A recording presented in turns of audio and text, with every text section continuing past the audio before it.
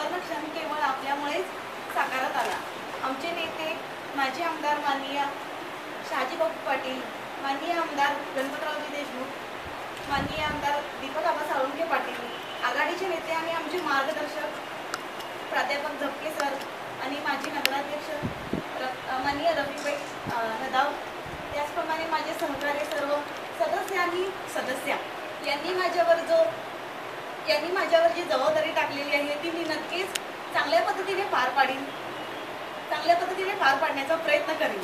आणि खरं तर मला आज हे मिळालेले पद माझे पती, माझे सासू सासरे, माझे आई वडील, त्याचप्रमाणे वज्रावत पेठेतील कार्यकर्ते, माझे सपाटे परिवार, प्रभाग 2 मधील मतदार यांच्या पाठिंब्यामुळे आजचा दिवस माझ्या नशिबात आला। ज्या पद्धतीने गेल्या वर्षी आपण सर्वांनी सहकार्य केले त्याचप्रमाणे मला आपली लहान बहीण किंवा मुलगी मानून त्याच पद्धतीने सहकार्य करावे हीच अपेक्षा ठेवते।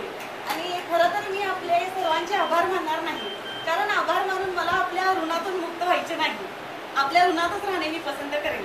आणि येणाऱ्या वर्षात प्रत्येकाला विश्वासात घेऊन